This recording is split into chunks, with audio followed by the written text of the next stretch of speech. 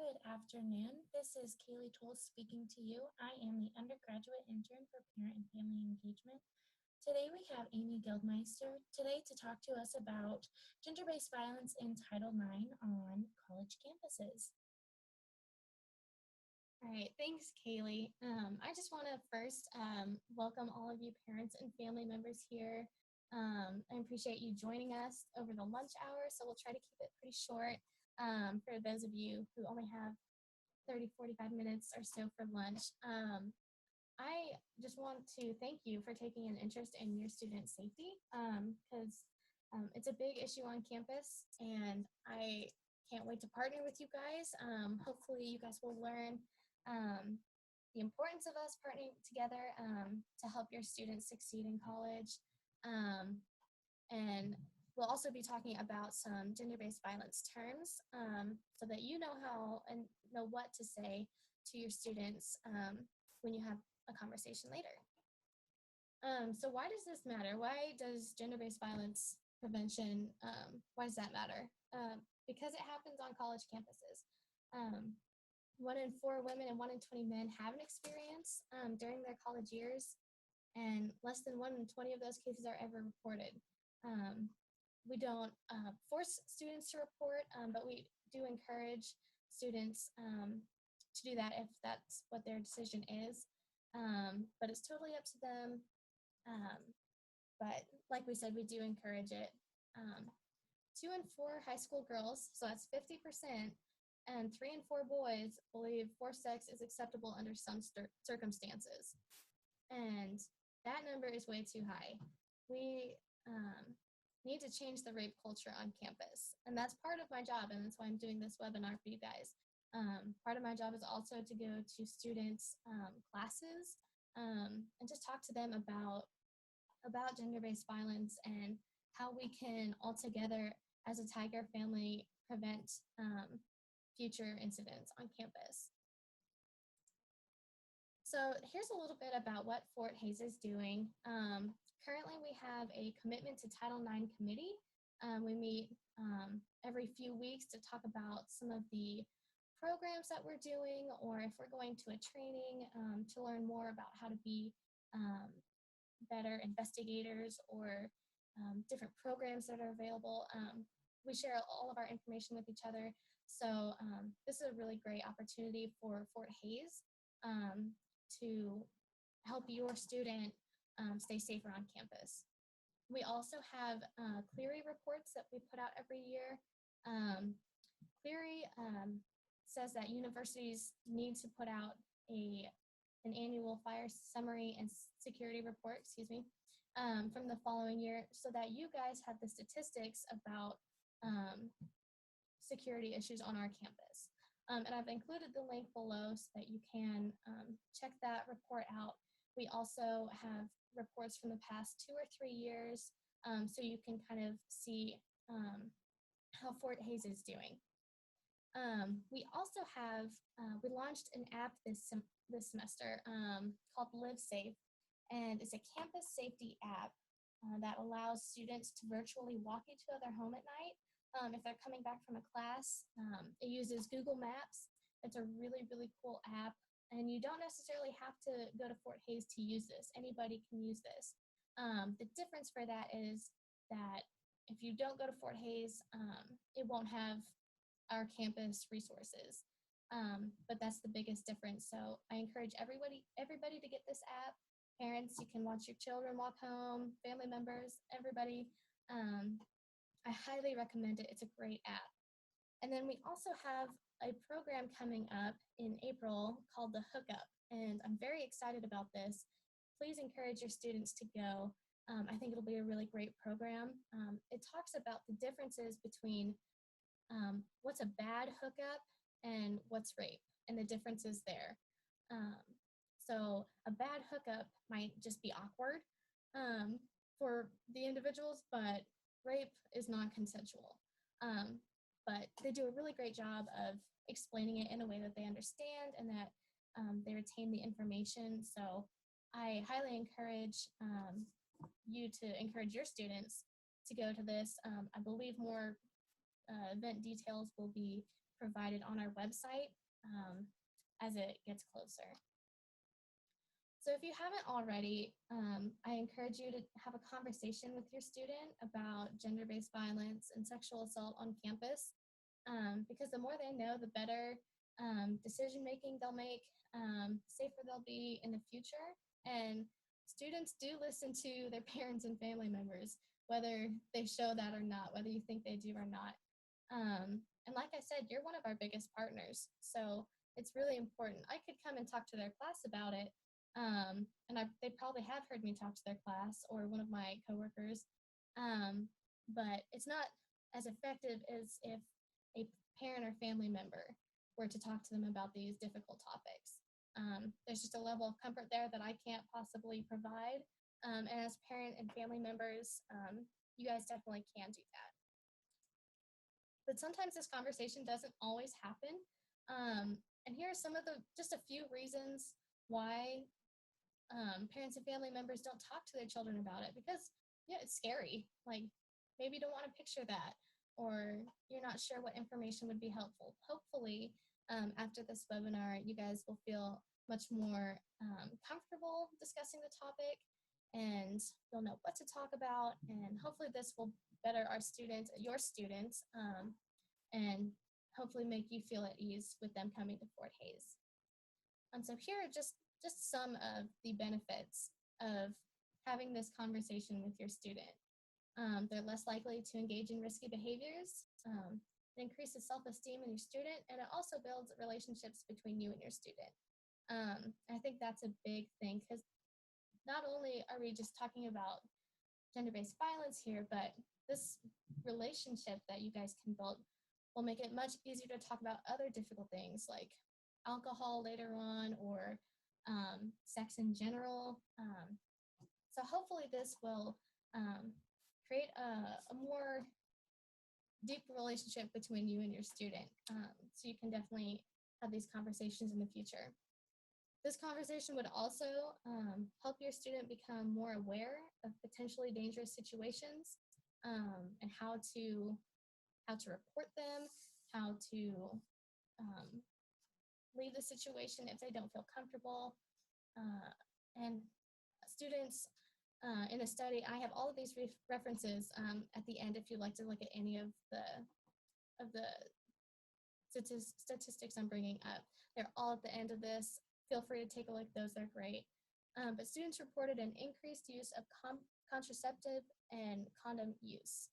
And so that's big. Here are some of the definitions that we encourage you to talk about with your student. There's a lot of information online, which is great. These are the definitions on our website.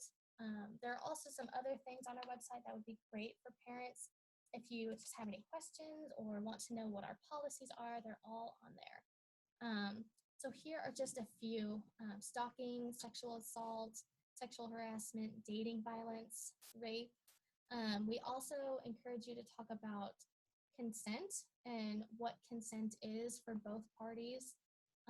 Bystander intervention, so that is when students see a situation that is uncomfortable and possibly dangerous, and they step up and do something, and that's awesome. So we really we encourage you to talk about these with your students, so that they can better take care of themselves while they're here at Fort Hays.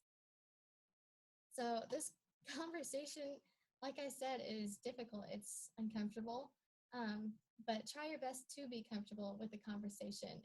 If you act more comfortable, then they're going to be more receptive to that. If you act like it's like still kind of iffy, like it's kind of uncomfortable and awkward, they're probably going to be a little bit uncomfortable and awkward too.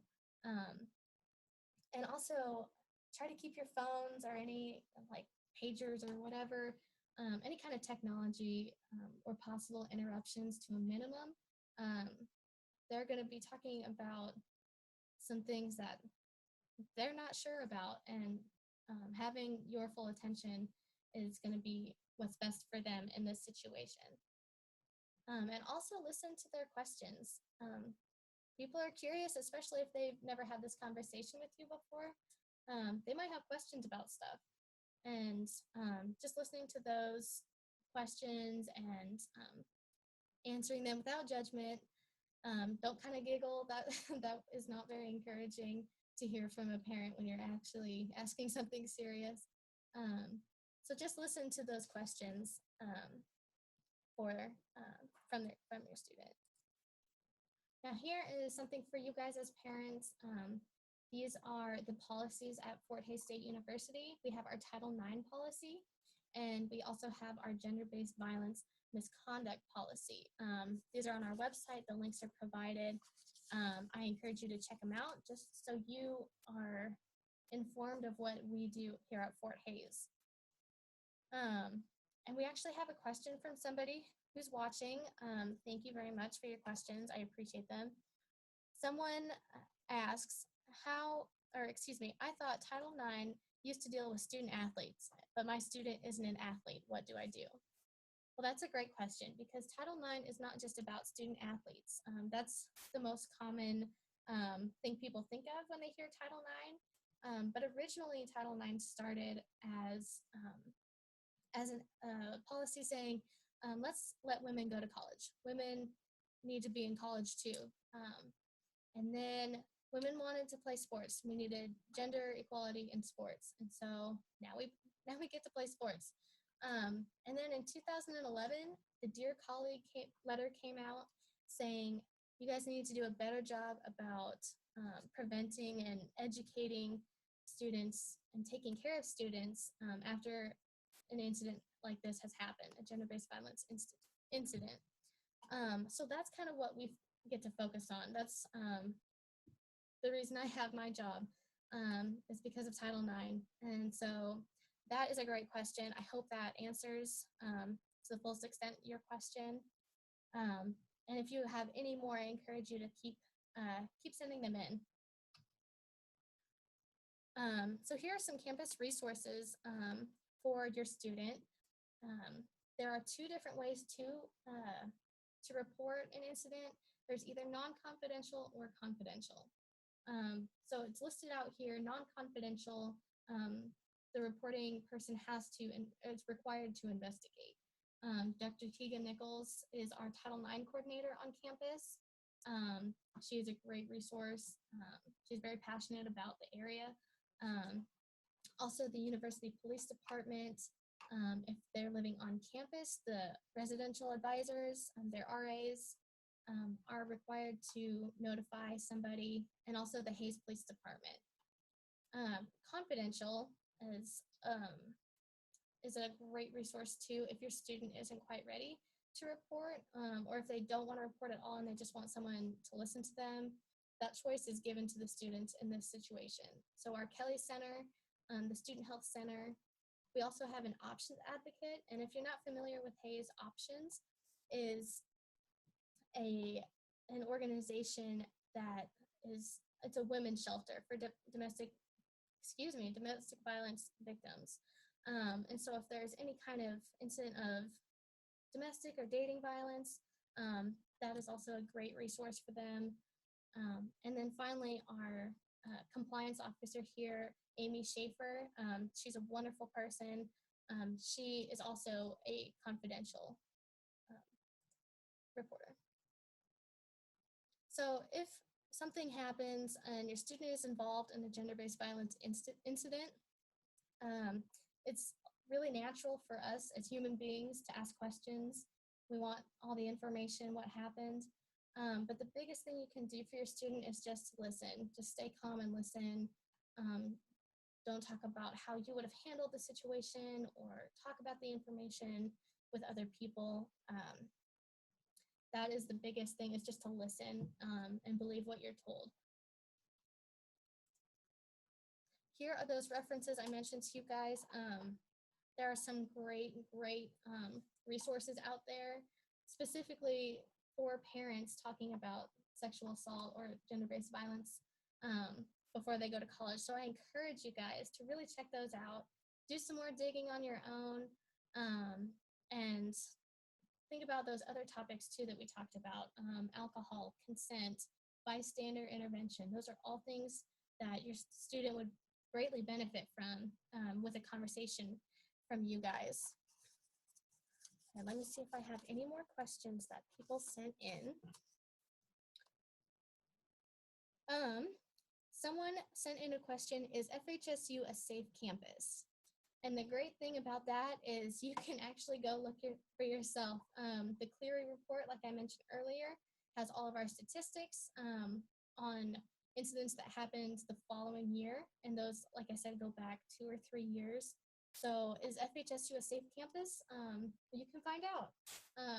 From my end, part of my job and part of my colleagues' jobs is to go to classrooms and present. And I feel like we do a really good job about educating our students on campus and just sharing that knowledge with everybody. We have a lot of programs. Like I said, the hookup that I mentioned earlier, that's just one coming up soon. There are others that we hold throughout the year. So I encourage you to take a look at the website, check it out every now and then, see what's coming up. But as far as is FHSU a safe campus, I think we're doing quite all right with our education and preventative measures. All right, it doesn't look like we have any more questions. I just want to take a moment to thank you guys for spending 20-30 minutes with me during your lunch break. I appreciate it. Your student will appreciate it. I just want to thank you guys for investing in your child, investing in yourselves. Knowledge is everything. So that is all I have for you guys. Thank you so much.